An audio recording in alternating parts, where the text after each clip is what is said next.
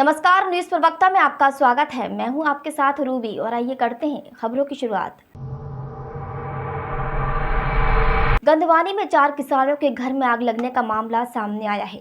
पूरा मामला गंधवानी तहसील के ग्राम जीराबाद के निकट ग्राम पंचायत लेंडगांव का है, जहां 4 किसानों के घरों में आग लगने से सब जलकर खाक हो गया है।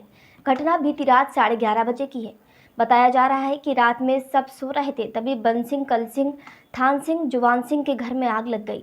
सूचना मिलते ही गंधवानी तहसील की नायब तहसीलदार नेहा शाह रात 12 बजे घटनास्थल पर फायर ब्रिगेड के साथ पहुंची और आग पर काबू पाया गया, लेकिन जब तक गरीबों के आशियाने पूरी तरह से उजड़ गए थे।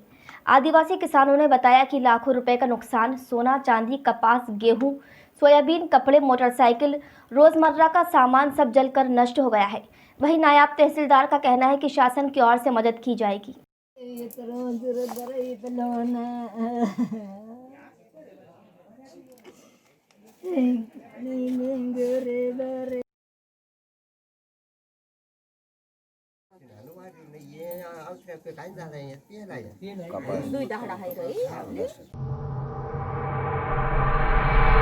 इधर जनपद बलरामपुर के झारखंडी मंदिर में 150 वर्ष पुराने लकड़ी के बने भगवान चित्रगुप्त मूर्ति का वरिष्ठ डॉक्टर राकेश चंद्र श्रीवास्तव द्वारा चित्रगुप्त मंदिर का पुनः जीर्णोद्धार किया गया, जहां मुख्य अतिथि के रूप में सदर विधायक पलटू राम पहुंचे, जिन्होंने भगवान चित्रगुप्त की आरती करके कार्य का शुभारंभ किया। इस मौके पर वहां उपस्थित तमाम कायस्थ महासभा के लोगों ने पूजा अर्चना की। उसके बाद लोगों को प्रसाद वितरण किया गया। कहा जाता है कि महाराजा बलरामपुर ने 150 वर्ष पूर्व चित्रगुप्त भगवान की लकड़ी की मूर्ति बनवाकर वहां पर स्थापना की थी। उसके बाद लकड़ी की मूर्ति धीरे धीरे टूट गई, फिर उसमें सीमेंट की मूर्ति बनवाकर लगाया गया, वो भी धीरे धीरे टूट गई। इसकी जानकारी लगते ही समाज सेवी डॉक्टर राकेश चंद्र श्रीवास्तव ने भगवान चित्रगुप्त की मूर्ति की स्थापना कराई। वहीं पर थोड़ी देर से पहुंचे विधायक तुलसीपुर कैलाश नाथ शुक्ला ने भगवान चित्रगुप्त का आशीर्वाद लेते हुए डॉक्टर राकेश चंद्र श्रीवास्तव को बधाई दी। इस अवसर पर एडवोकेट वरिष्ठ अधिवक्ता राजकुमार श्रीवास्तव, शशांक श्रीवास्तव, संजय श्रीवास्तव, भानु श्रीवास्तव, एडवोकेट अजय श्रीवास्तव सहित तमाम समाजसेवी वहां पर उपस्थित रहे।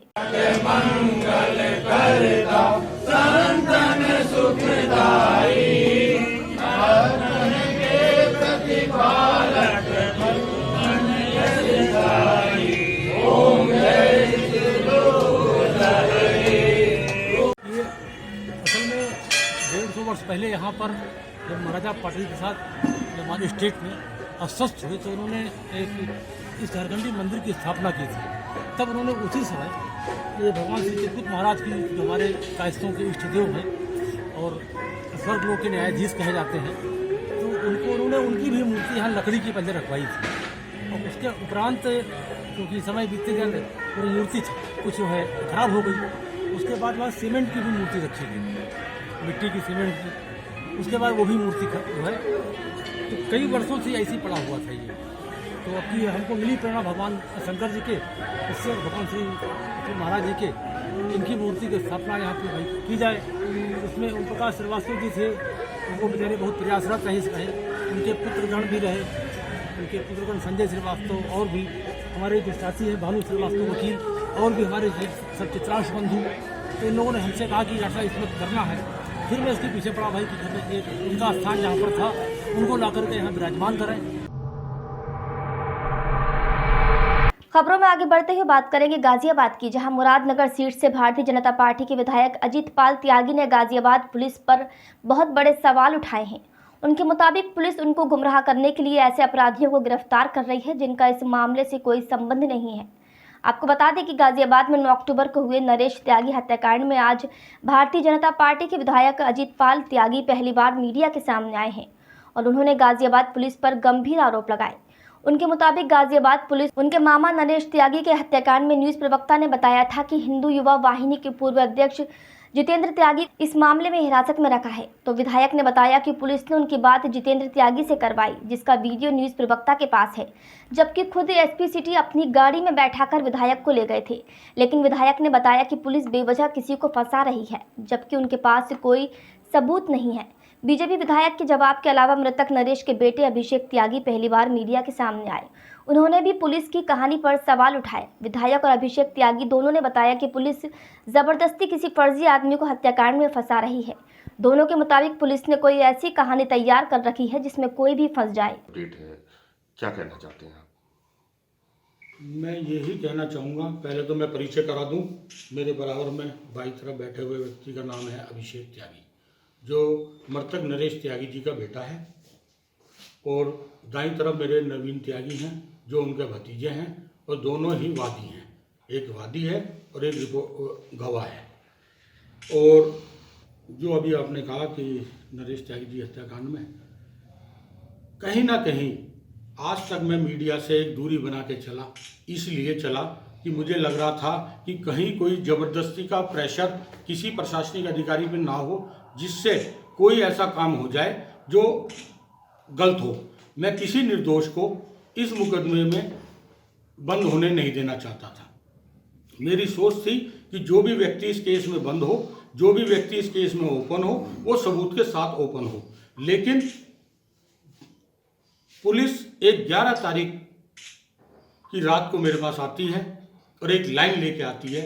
लाइन 11 तारीख नहीं, मैं तो कहूँगा 9 तारीख की 11 बजे तक उस लाइन को पुलिस ले चुकी थी, और 9 तारीख के 11 बजे से पहले उस लाइन पे काम पुलिस के द्वारा शुरू करा जा चुका था।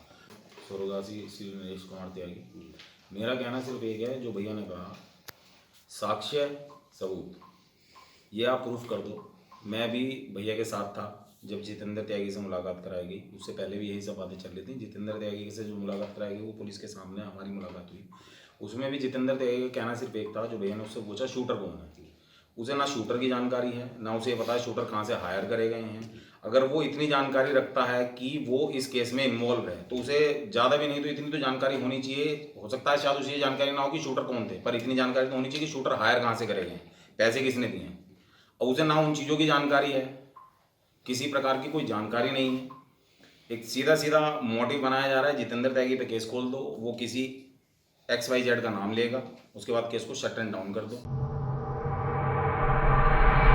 और खबरों के अंत में बात करेंगे अमेठी की, जहां जैनबगंज क्षेत्र के विपणन गोदाम पर केंद्रीय प्रभारी श्यामू राणा की गैर मौजूदगी में प्रतिदिन गोदाम से कोटेदारों के राशन का उठान होता है। विपणन केंद्र का आलम यह है कि विपणन अधिकारी श्याम राणा मौजूद हो अथवा ना हो, कोटेदारों के राशन के उठान पर कोई फर्क पड़ता दिखाई नहीं दे रहा। विपणन अधिकारी गैर मौजूदगी में भी कोटेदार खाद्यान्न का उठान किया करते हैं। गोदाम से राशन सीधे उठाकर वाहनों पर लाद दिया जाता है। ये किसकी देखरेख में हो रहा है, वहां पर कोई जवाबदेही नहीं दिखता। लोगों की माने तो विपणन अधिकारी श्यामू राणा केंद्र पर बहुत कम मौजूद रहते हैं। कोटेदारों की इनकी अनुपस्थिति में भी राशन का उठान करते रहते हैं। विगत 13 नवंबर को केंद्रीय निरीक्षक की अनुपस्थिति किस कारण रही और इससे पूर्व भी गैर मौजूदगी की बात आ रही है, जबकि राशन का उठान कोटेदार कराते रहे हैं। अब ये स्पष्ट नहीं हो रहा था कि राशन उठान की देखरेख कौन कर रहा है। इसकी जानकारी ट्वीट के माध्यम से जिलाधिकारी को दी गई, तो जिलाधिकारी ने अपने जवाब में बताया कि संबंधित अधिकारी को निर्देशित कर दिया गया है। वहीं SDM मुसाफिर खाना ने बताया कि कल गोदाम का निरीक्षण करेंगे और जांच कर कार्रवाई की जाएगी।